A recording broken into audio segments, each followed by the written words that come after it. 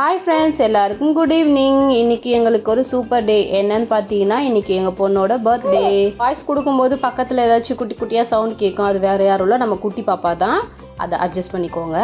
இன்றைக்கி பாப்பாவுக்கு பர்த்டேக்காக டெக்கரேஷன் பண்ணுறதுக்கு எல்லாம் வாங்கிட்டு வந்து கொடுத்துட்டு அவங்க ஆஃபீஸ் போயிட்டாங்க. இன்றைக்கி லீவே போடலை, ஏன்னா அவங்களுக்கு இன்வென்ட்ரி இருக்குன்னு சொல்லிட்டாங்க. ஸோ நானே தான் பார்த்துக்கணும். பாப்பனும் குட்டி பாப்பாவும் தூங்கிட்டு இருக்காங்க. அவங்க தூங்கி ஏஞ்சிக்கிறதுக்குள்ளே நான் வந்து கொஞ்சம் வேலையெல்லாம் முடிக்க வேண்டியிருக்கு. என்ன வேலைன்னு பார்த்தீங்கன்னா, ஈவினிங் போல் எல்லாரும் வீட்டுக்கு வருவாங்க. அதனால் அவங்களுக்கு காஃபி எல்லாம் அரேஞ்ச் பண்ணி வைக்கணும். ஸோ அந்த ஒர்க் மட்டும்தான் இருக்குது. இப்போ நான் வந்து காஃபி போட ஸ்டார்ட் பண்ணிட்டேன்.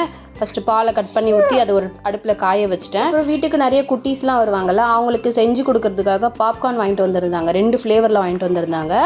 நான் வந்து ஒரு பேக்கெட் தான் பொரிக்க போகிறேன். ஆனால் இப்போ பொரிக்க போகிறதில்ல, ஏன்னா இப்போ செஞ்சால் அது வேஸ்ட்டாக போயிடும். அது இல்லாமல் நமுத்து போன மாதிரி ஆகிடும். சரி, பசங்க எல்லாம் வரும்போது அந்த டைமுக்கு முன்னாடி ஒரு 10 நிமிஷத்துக்கு முன்னாடி செஞ்சு வச்சுருந்தோன்னா அப்போ சூடாக இருக்கும், குட்டீஸ் எல்லாம் சாப்பிட்றதுக்கு நல்லா இருக்குமேன்னு சொல்லிட்டு அப்போவே செஞ்சுக்கலாம் அப்படின்ட்டு எடுத்து வச்சுட்டேன். அதுக்கு கூட அதில் கொட்டி சாப்பிட்றதுக்கு மசாலாவும் வாங்கிட்டு வந்திருந்தாங்க. சூப்பராக இருந்துச்சு, அதனால் எடுத்து வச்சுட்டேன். இது பொரிக்கிறத வந்து நம்ம அப்புறமா பார்க்கலாம். இப்போ வந்து ஸ்நாக்ஸ் சாப்பிட்ற டைமா. ஸோ இப்போ 4 மணி ஆகிடுச்சு. அதனால் நான் என்ன பண்ண போகிறேன்னா, புட்டு மேக் பண்ண போகிறேன். எனக்கு என்னன்னு தெரியல, ரீசன்ட் டைமாக பார்த்தீங்கன்னா இந்த புட்டு எனக்கு ரொம்ப ரொம்ப ரொம்ப பிடிச்சிருந்துச்சுங்க. நான் கன்சீவாக இருக்கும்போது இந்த புட்டு சாப்பிட்ணுன்னு அவ்வளோ ஆசைப்பட்டேன். பட் என்னால் சாப்பிட முடியல. ஏன்னா நான் நிறைய டைம் ட்ரை பண்ணி பார்த்துருக்கேன், ஆனால் அது எனக்கு ஒழுங்காக வந்ததே கிடையாது. எத்தனை டைம் வந்து நான் செஞ்சு அது வேக வச்சாலும் அது அந்த பச்சை மாவு அப்படியே தான் இருக்குமே தவிர அது வெந்து வந்த பாடே இருக்காதா. எனக்கு அது சாப்பிட்ற ஆசையே போயிடுச்சு. ஸோ அந்த டைமில் செஞ்சு கொடுக்கறதுக்கு எனக்கு யாருமே இல்லை. சரி, ஓகே, நமக்கு தெரியாத ஒரு விஷயத்த நம்மளே கற்றுக்கலாமே அப்படின்ட்டு நானாக ட்ரை பண்ணி இப்போ புட்டுனாலே நான் செம்மையாக செய்கிறேன். அது எப்படின்னே எனக்கு தெரியல, அது எப்படி கற்றுக்கிட்டேன்னு எனக்கு தெரியல. அவ்வளோ சாஃப்டாக வாயில் போட்டால் கரைஞ்சி போகிற அளவுக்கு சூப்பராக செய்கிறேன் நான் இப்போ புட்டு. அதனால் வீக்லி 2 days ஆச்சு நான் கண்டிப்பாக புட்டு செஞ்சு இப்போலாம் சாப்பிட்றது. அது எனக்கு ரொம்ப பிடிச்ச ஒரு டிஷ்ஷும் கூட. அதனால் அது நான் எனக்கு செய்ய தெரிஞ்சிடுச்சுல, அதனால் அடிக்கடி நானே அப்படியே செஞ்சு சாப்பிட்டுக்குவேன். இப்போ பார்த்தீங்கன்னா பால் ஒரு பக்கம் சூடாகிட்டே இருக்குது. ஒரு பக்கம் நான் என்ன பண்ணுறேன்னா, குக்கரில் தான் வந்து புட்டு அவிக்க போகிறேன். ஸோ அதில் வந்து தண்ணி ஊற்றி ஹீட் பண்ணிட்டேன். இப்போது அந்த புட்டோட குழலில் வந்து கொஞ்சம் தேங்காய் பூ, அதுக்கப்புறம் மாவு, கொஞ்சம் தேங்காய் பூ, அப்புறம் மாவு, தேங்காய் பூ வச்சு அந்த மாதிரி லேயராக போட்டு இப்போ நான் என்ன பண்ண போகிறேன்னா குக்கரில் வச்சுட்டு நெக்ஸ்ட் ஒரு வேலையை பார்க்க போகிறேன். பால் நல்லா சூடாகிருச்சு. இப்போ நான் காஃபி கலந்து வைக்க போகிறேன். இப்போ காஃபி தூள் 2 கரண்டி சர்க்கரை போட்டு நல்லா ஆற்றி நான் ஃப்ளாஸ்கில் ஊற்றி வச்சுட்டேன். இப்போ அந்த வேலையும் முடிஞ்சிருச்சு. நெக்ஸ்ட்டு வந்து கீழ்வீட்டு அக்கா கிட்ட சொல்லி பூ வாங்கிட்டு வர சொல்லியிருந்தேன். அவங்க பூ வாங்கிட்டு வந்திருந்தாங்க. இப்போ அந்த பூவை நான் வந்து கட்டணும். பூவை கட்டுறதுக்கு நான் பட்ட வேதனை இருக்கே, ஏன் கேட்குறீங்க. அந்த நூல் வந்து நான் டிவி பக்கத்தில் இருக்க ஒரு ரேக்கில் வச்சுருந்தேன். அது அங்கே தான் பார்த்த மாதிரி இருந்துச்சு. அதுக்கப்புறம் 4 டைம் அந்த இடத்துலே தான் போய் தேடுறேன், கிடைக்கவே இல்லை. அப்புறம் கட்டில் கீழே எடுத்துகிட்டு வந்து போட்டுட்டாலோ அப்படின்னு நினச்சிட்டு வந்து கட்டில் கீழே பார்த்து அங்கேயும் என்ன கோழி கொக்கரைக்கிறது. கனவுல வர பாப்பா வந்து இது பண்ணிகிட்ருக்கா, கனவு வந்துருச்சு போல், அதனால் அப்படி பண்ணிகிட்ருக்கா. அந்த நூலை வந்து நான் தேடுறேன், கிடைக்கவே இல்லை. ஆனால் எங்கேயும் பார்த்த மாதிரி இருக்கேன்னு தேடிட்டுருக்கேன், சுத்தமாக கிடைக்கல. ஆனால் அதுக்கப்புறம் கீழ்விட்டாக்கிட்ட போயிட்டு அந்த லைலான் த்ரெட் தான் அந்த நூல், எனக்கு கட்டவே வரல.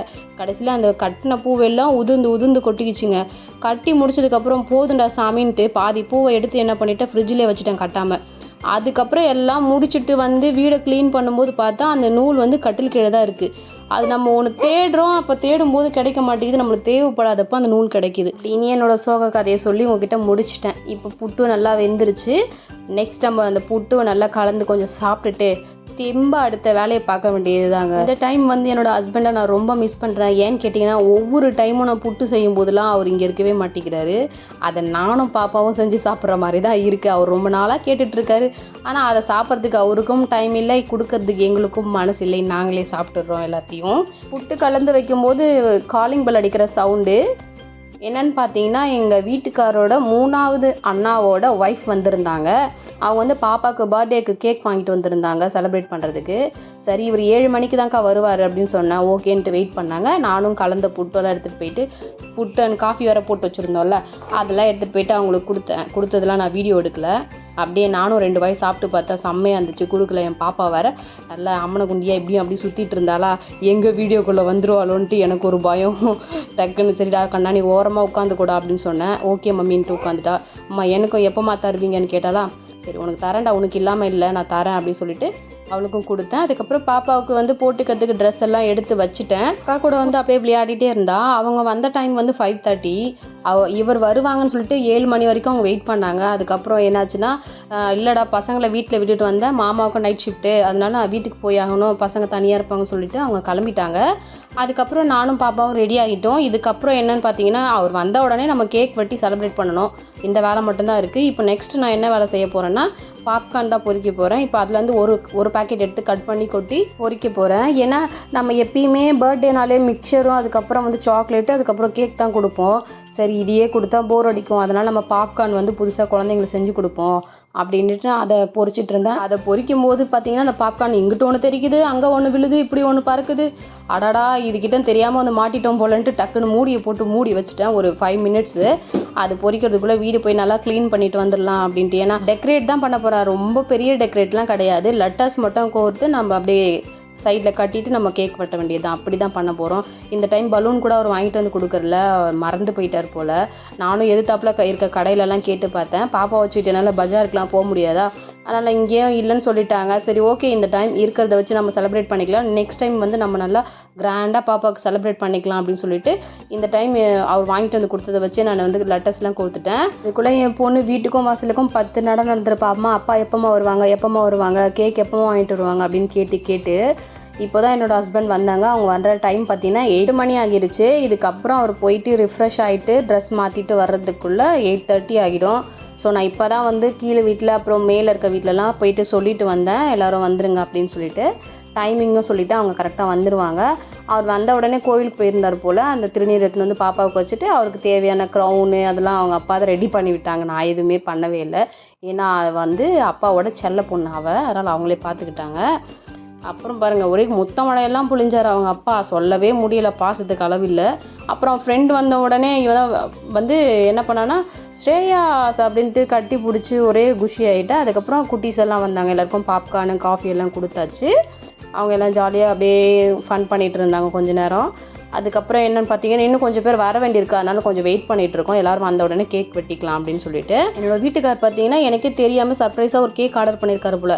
நான் கூட நார்மல் கேக் தான் வாங்கிட்டு வருவாங்க அப்படின்னு நினச்சேன். கேட்டேன் அவர்கிட்ட, என்னங்க கேக்லாம் ஆர்டர் கொடுத்துட்டிங்களா, என்ன மாதிரி டிசைன் கொடுத்தீங்க அப்படின்னு கேட்டேன். அவர் அப்போ கூட சொல்லவே இல்லை. என்ன சொன்னாங்கன்னா, இதுக்கப்புறம் தான் சும்மா வரும்போதாச்சும் கேக் வாங்கிட்டு வரோன்னு சொன்னாங்க. ஆனால் நான் இப்படி ஒரு கேக் வாங்கிட்டு வருவாங்கன்னு நினச்சே பார்க்கல. என்னென்னு பார்த்தீங்கன்னா பிரிண்டட் கேக் வாங்கிட்டு வந்திருக்காங்க. இந்த ஃபோட்டோ வந்து பாப்பா 3 மாதத்தில் இருக்கும்போது எடுத்த ஃபோட்டோ. இந்த ஃபோட்டோவை கொடுத்து பிரிண்ட் பண்ணி கேக் வாங்கிட்டு வந்திருக்காங்க. பார்க்குறதுக்கு எனக்கு ரொம்ப சர்ப்ரைஸ் ஆகிட்டேன். நான் நிஜமாவே அந்த ஃபோட்டோவை பார்த்து அவ்வளோ அழகாக இருந்துச்சா, அந்த கேக்கை வெட்ட கூட எனக்கு மனசே இல்லை, அவ்வளோ சூப்பராக இருந்துச்சு.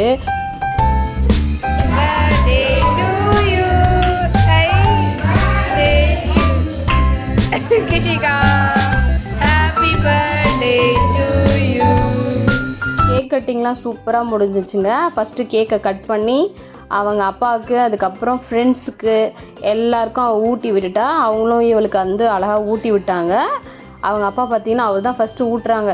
கேக்கு ஊட்ட சொன்னால் சோறு ஊட்டுற சைஸில் அவங்க அப்பா ஊட்டி விட்டுட்டாங்க. நைட் சாப்பாடு அவளுக்கு கட்டு தான் போல். போன டைம் வந்து பாப்பாவுக்கு பிறந்தநாள் வந்து கொண்டாடவே இல்லை. ஏன்னு கேட்டிங்கன்னா அவளுக்கு பர்த்டே அப்போலாம் ரொம்ப சிவியராக உடம்பு சரியில்லாமல் இருந்துச்சா. ஸோ அந்த டைமில் நம்ம வந்து சாக்லேட்டு கேக்குன்னு வாங்கி கொடுத்து அவளுக்கு ரொம்ப முடியாமல் போயிடுச்சுன்னா என்ன பண்ணுறதுன்னு சொல்லிட்டு போன வருஷம் பர்த்டேவே அவங்க செலிப்ரேட் பண்ணவே இல்லை. அதுவே எங்களுக்கு ஒரு மனசு கஷ்டமாக இருந்துச்சு. வருஷம் வந்து பாப்பா வச்சுக்கிட்டு இந்த அளவுக்காச்சும் பண்ண முடிஞ்சுது. நெக்ஸ்ட் டைம் வந்து இன்னும் நல்லா கிராண்டாக அவளுக்கு செலிப்ரேட் பண்ணணும்னு ஆசைப்படுறேன். அது வரைக்கும் நம்ம குட்டி பாப்பா பார்த்தீங்கன்னா அழவே இல்லை, சம்மத்து பிள்ளையாக அமைதியாக இருந்தா. நிஜமாகவே சொல்கிறேன், அவள் எந்த டிஸ்டர்புமே எங்களை பண்ணவே இல்லை, அவ்வளோ அமைதியாக இருந்தா. நல்லபடியாக கேக் கட் பண்ணி முடிச்சாச்சு. அவ்வளோ ரொம்ப ரொம்ப ஹாப்பி ஆகிட்டா. அதுக்கப்புறம் இருந்த கேக் எல்லாத்தையும் கட் பண்ணி எல்லாருக்கும் கொடுத்து அனுப்பிச்சாச்சு. குட்டீஸ்க்கு கொடுத்தாச்சு. மீதி கேக் வந்து பாக்ஸில் போட்டு எல்லார் வீட்டுக்கும் கொடுத்து அனுப்பிச்சாச்சு. இந்த பர்த்டே செலிப்ரேஷன் இன்றைக்கி ரொம்ப சூப்பராக போச்சு. எல்லோரும் நெக்ஸ்ட் வீடியோவில் மீட் பண்ணுறோம். பாய். இந்த வீடியோ பிடிச்சிருந்தா லைக் பண்ணுங்கள், ஷேர் பண்ணுங்கள், மறக்காமல் கமெண்ட் பண்ணுங்கள். பாய்.